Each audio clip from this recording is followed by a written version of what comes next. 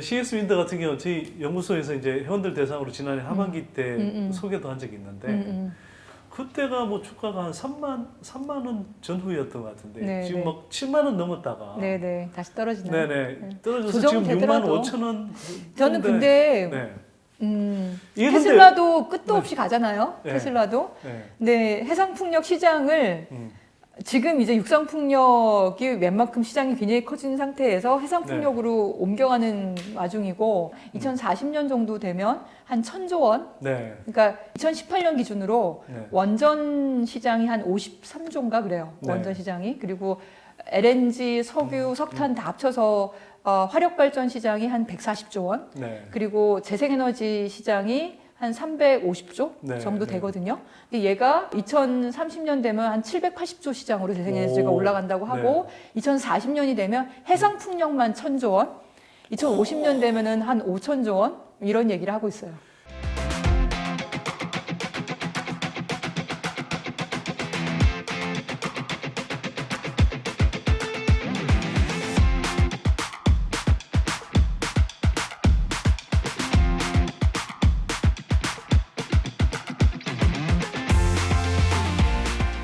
이건 뭐 어찌 보면 전기차나 2차 전지보다 더 빠른 성장 속도를 볼 수도 있겠네요. 근데 뭐 아무래도 그쪽을 긍정적으로 보는 데에서 전망을 했기 때문에 거품이 좀 껴있을 수 있겠지만 네. 어마어마하게 성장한다는 그렇게 건 성장할 수밖에 없는 이유가 연료가 안 들어가니까 대부분 네. 설비예요. 네. 다 설비 비용으로 들어가는 거고 그리고 우리가 온실가스를 제로로 만들겠다고 얘기를 하면 전기만이 아니거든요. 네. 그러니까 전기는 최종 에너지 전체에서 전기는 20%밖에 안 돼요. 근데 이 20%의 발전 분야를 재생에너지 100%로 가는데 넘어가서 나머지 여기가 뭐냐면 수송, 난방, 네. 냉방, 그다음에 중고거. 산업이에요. 네네. 그러니까 냉난방도 다 전기화로 하면 지금 도시가스잖아요. 근데 네. 그거를 다 전기화로 하면서 그걸 재생에너지 전기로 쓴다. 수송도 다 휘발유나 이런 거였는데 그거를 다 전기화로 하면서 그 전기를 재생에너지로 쓴다. 그러면 산업 분야에서 예를 들면 제철 제강에 코크스 쓰잖아요. 네. 근데 코크스 대신에 재생에너지로 만든 수소, 그린 수소를 쓴다는 거예요. 네. 왜냐면 환원제 역할이니까. 코크스의 탄소를 네. 같이 태워가지고 철광석에 산화철에 산소를 끄집어내서 이산화탄소로 나가는 건데 그게 네. 아니라 네. 이 수소가 철광석의 산소를 먹어서 나가는 걸로. 그래서 그린 수소로 하는 거를 지금 상용화하겠다고 얘기를 하고 있거든요. 이 수소를 만들려면 또 얼마나 많은 재생에너지가 있어야 돼요. 네. 그래서 전체 최종 에너지에서 20%밖에 안 되는 전력 분야의 재생에너지 100%는 이미 가는 거예요. 이미. 이건 그냥 가는 거고 나머지 최종 에너지 분야의 80%의 에너지를 재생에너지화하는 그 단계까지 간다면 이건 어마어마한 시장인 거죠. 와, 굉장히 큰 여지가 남아 있는 그래서 거군요. 지금 네. 우리가 이 두산중공업이나 유니슨이 굉장히 기술력으로 많이 떨어져 있긴 하지만 네. 여기를 국내 시장을 만들어내면서 튀어내면 앞으로 그 블루오션이 망망대해로 펼쳐져 있기 때문에 네. 지금 낮다고 해서 낙담할 게 아니고 CS 윈드가 지금 공장이 없다고 해서 낙담할 게 아니라는 거예요. 그러니까 독일이 2002년도 그때가 에너지 전환법이 딱 시행되는 시기가 2002년이었는데 그때 우리랑 똑같았어요. 네. 재생에너지 20기가와트 채 안 됐죠. 한 18기가와트 있었고 그다음에 원전, 석탄, 가스, 석유 다 합쳐서 97기가와트인가 거의 98기가와트 정도 있었어요. 네. 근데 그게 지금 80기가와트대로 떨어지면서 재생에너지가 120기가와트 늘었어요. 한 20년도 안 돼 한 16년, 17년 사이에 20기가와트가 120기가와트가 된 거거든요. 우리도 그 속도를 따라갈 수 있으면 좋겠네요. 그렇죠. 네. 그래서 독일은 또 하나 재밌는 것 중에 하나가 독일도 제조업 중심 국가였고 그다음에 수출 지향형 국가였는데 네. 공장이 중국으로 많이 빠져나갔어요. 네, 그렇죠. 네, 그래서 GDP가 떨어진다고 막 그랬거든요. 근데 GDP를 일정하게 유지시켜 준 게 뭐였냐면 재생에너지였는데 그 이유가 한 10몇 년 동안 16년 그 사이에 100기가와트의 발전소가 전국에 세워지는 게 250만 개예요. 오, 일자리도 되게 많이 만들어요. 그러니까 내수 경기가 살아난 거죠. 네. 그게 GDP가 그 내수 경기로 먹고 산 거예요. 독일에서는. 네. 예. 그래서 우리나라도 사실은 이 재생에너지가 제조업 분야도 있지만 건설 시공할 때 네. 예를 들면 이제 원전이다 그러면 원전 2개 하면은 부지를 확보하고 온갖 안전성 검사를 받고 그다음에 건설을 해서 준공할 때까지 한 10년은 걸려요. 네. 10년은 걸리고 한 곳에 몰려서 하잖아요. 근데 재생에너지는 그게 아니라 여기저기에 동시다발적으로 움직이는 거예요. 그러니까 이건 두 기밖에 안 되지만 재생에너지는 그게 10,000개, 10만 개가 되는 거예요. 근데 이거는 10,000개든 1,000개든 전국 단위에서 하려면 큰 기업만 붙겠어요? 동네에 있는 작은 기업들도 다 붙는 그러니까 거죠. 협동조합도 붙어야 되는 거죠. 그렇죠. 네. 여기저기 그 동네 지역 개발사들이 붙는 거죠. 네. 그러니까 굉장히 골고루 다양한 규모의 그런 기업들이 네네. 예, 이걸 먹거리로 해서 이렇게 살아갈 그러니까 수 있는 지역 산업성 체계가 기업들이 만들어진다. 그렇죠. 지역 기업 그러니까 대규모 해상풍력 같은 경우는 큰 기업이 붙겠죠. 하지만 동네에 있는 작은 뭐 뒷산에 있는 거나 이런 거는 지역 업체들이 하는 거예요. 네. 그 개인 개발사들도 생기는 거고 자그마한. 근데 그건 건물도 똑같아요. 예를 네. 들면 그냥 신도시 만들고 아니면 재건축하고 재개발하는 거는 그냥 밀어버리고 포크레인으로 하는 거니까 큰 기업들이 들어가지만 리모델링을 한다는 거는 개별 집집마다 다 다르잖아요. 네. 그러니까 동네 집수리 센터가 역할을 해야 되는 거예요. 그럴 때는.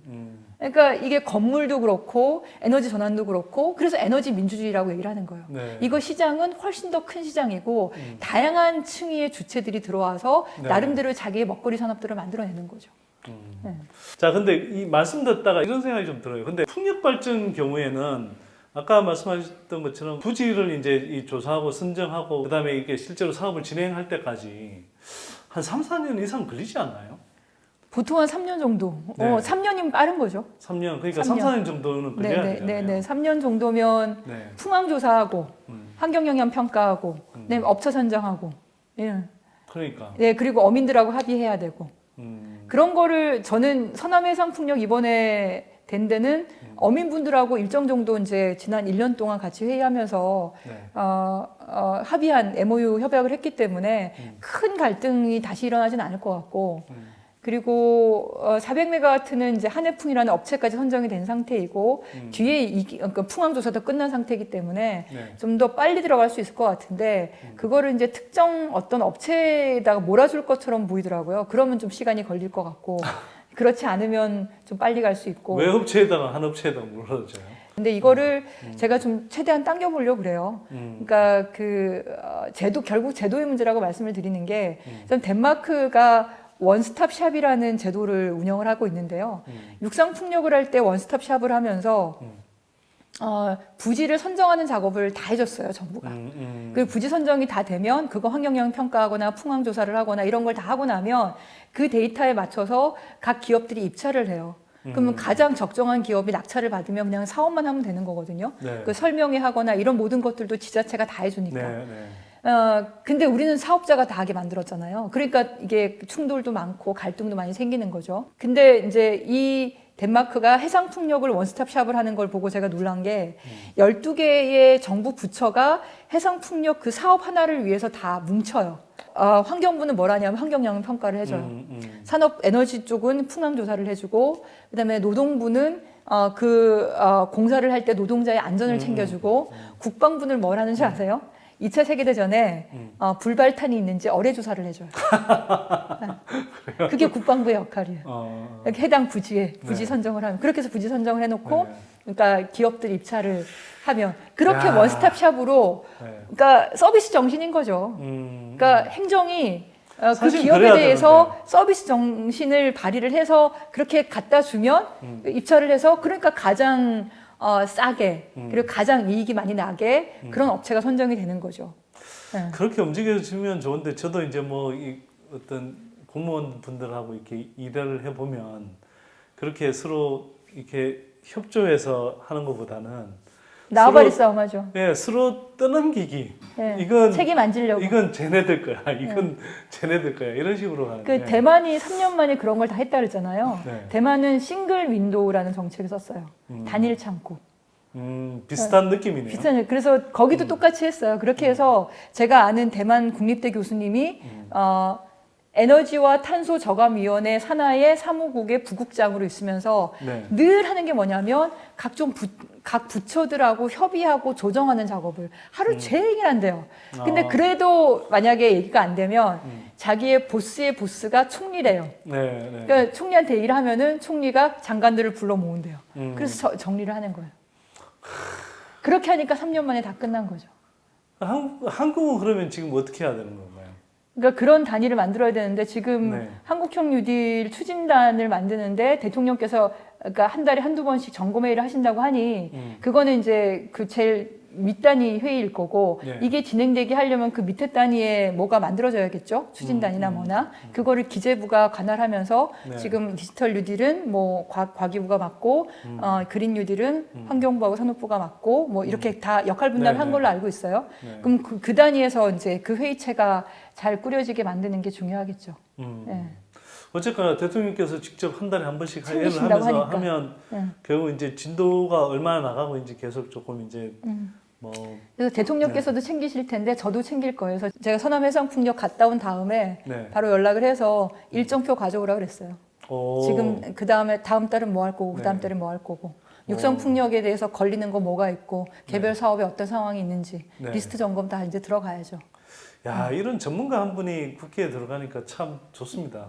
네. 그렇게 디테일을 챙겨야만 일이 돼요. 그러니까요. 네, 그래서 네. 저는 50년에 30년의 목표도 중요하지만 이명박 정부의 녹색 성장과 다른 거는 우리가 시장을 더 키우는 거다. 네. 재정 사업 그거 하나만을 먹고 끝나는 게 아니라 네. 그거는 그냥 마중물이고 그 시장과 산업을 키우는 거다. 더 나아가서 단기적으로 개별 사업에 대해서 다 저는 점검하고 리스트 작업하고 그렇게 하려고. 네. 그게 여당이니까 할 수 있는 일인 것 같아요. 네. 그 의원님 믿고 하여튼 이쪽으로 계속 투자하면 되겠네요. 사업도 하고. 저는 주식은 하나도 없습니다. 저는 많이 갖고 있어요. 네. 저는 이쪽 잘 돼야 됩니다. 네, 네. 해상풍력 하면은 이번에 그 상강 MNT도 수혜를 받았고, 네. 그다음에 CS 윈드도 수혜를 받았고, 네. 그리고 또 하나가 있어요. LS 산전이. LS 산전? 네, LS LS 산전은 산전에서 수선업 어떤 의미에서? 수주했죠. 케이블. 아. 대만에서는 그 케이블을 못 만든대요.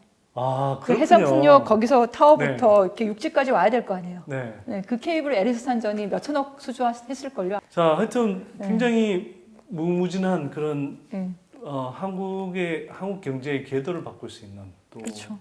산업의 저변을 확대하고 또 우리의 미래를 바꿀 수 있는 흐름. 이 흐름에 동성하는 사람과 동성하지 않는 사람의 미래도 많이 달라질 것 같습니다. 오늘 의원님 말씀 들어보니까 좀 그런 느낌이 들고요. 의원님 마지막으로 이렇게 오늘 저 마무리하면서 네. 이 말 꼭 하고 싶은데 못 하신 말씀 있으면. 글쎄요. 뭐 저는 항상 마무리를 그 얘기를 하는데요. 네. 케인즈가 얘기를 한 건데 우리에게 새로운 아이디어가 필요한 게 아니고요. 기존의 틀에서 벗어나는 게 필요하다. 그런 용기가 필요하다. 네, 네. 오. 그러니까 이미 아이디어는 다 있어요. 네. 네, 근데 발이 못 빠져나오는 거죠. 네. 빨리 발을 옮겨야 돼요. 네. 옮겨야지 앞으로 진전할 수 있어요. 네. 그러니까요. 이게 지금 여러분 오늘 뭐 저도 마무리하면서 드리고 싶은 말씀은 지금 거대한 에너지 전환이 일어나고 있고 또 일어나야 됩니다. 이건 뭐 기후 변화라는 매우 중요한 문제를 풀기 위해서도 그렇고요. 또 한편으로는 유럽도 그렇고 미국도 특히 조 바이든 행정부가 들어서거나 미 상원 선거 결과가 달라진다 그러면 미국도 지금 그동안 트럼프 행정부 때 막혀 있던 이런 흐름들이 굉장히 이제 거세게 보물터듯이 다시 밀려들 거고요. 그 흐름을 사실은 어쨌거나 수출 중심의 그 경제를 운영하고 있는 한국이 잘 이용해야 됩니다. 그러면 한국도 사실은 그런 방향으로 갈 수밖에 없는 거죠. 가야 하는 거고. 사실 뭐 아까 말씀하셨지만 2차 전지 뭐 산업의 어떤 기반을 따져보면 이미 한국이 뭐 규모라든지 기술 수준에서 이미 1위고 또 전기차 판매량도 이미 현대 기아차가 테슬라를 제외하면 그러니까 테슬라에 이어서 합산으로는 그 2위 수준까지 이미 올라섰다고 할 정도인데요. 이렇게 굉장히 큰 흐름이 나타나고 있고 또 여전히 이제 좀 기술력이나 아직 산업 기반은 약하지만 의원님 말씀 들어보니 우리가 제도와 정책을 잘 쓰게 해서 시장만 만들어주면 또 뭐 풍력 발전 이런 쪽도 또 여러 가지 재생에너지 쪽도 빠르게 성장할 수 있을 것 같습니다. 그리고 그 성장의 형태가 일부 대기업에게만 혜택이 가는 게 아니라 대기업부터 해서 이른바 조그만 마을 협동조합까지 다 골고루 그 혜택을 받을 수 있는 그런 구조가 될 수 있는 산업, 이 거대한 에너지 전환 흐름 잘 이해하시면 좋겠고요. 오늘 그린 뉴딜 관련해서 좀 내용도 듣고 했지만 한편으로는 양이원영 의원님 이렇게 앞으로 또 활동이 많이 기대가 됩니다. 대통령님과 함께 나란하게 그린 뉴딜이 어떻게 진행될지를 챙기겠다고 하시니까 네. 예, 의원님 믿고 우리 이쪽으로 빡세게 한번 투자도 해보시자고요. 예. 또 그게 사실은 예. 한편으로는 그런 기업들을 키워서 또 이런 방향으로 더 빨리 움직일 수 있도록 하는 그렇죠. 길이기도 합니다. 그렇죠. 예. 예, 예. 그래서 여러분들 그 과실을 나눠 먹을 수도 있고 또 그러면서도 이 에너지 그러니까 이 기후 변화라는 문제를 해결도 하고 또 우리의 산업도 키울 수 있다고 하면 얼마나 기분 좋은 일입니까? 좋은 투자죠. 그러니까요. 자 이런 투자 여러분들 많이들 같이 해주시면 좋겠고요. 착한 또 투자. 예. 양이원영 의원님 같은 분이 네. 맹활약을 해주셔야 또 저희가 이런 흐름들이 더 촉진이 될 것 같습니다. 오늘 하여튼 장시간 시간 네. 내셔서 네. 저희 인터뷰해 주셔서 너무 감사합니다. 네. 앞으로 감사합니다. 또 예, 네. 활발한 활동 기대하겠습니다. 네, 네. 감사합니다. 네. 자 선대 인터뷰 이것으로 마치고요. 저희 다음에 더 좋은 분 또 모시고 또 더 좋은 이야기 듣도록 하겠습니다. 고맙습니다.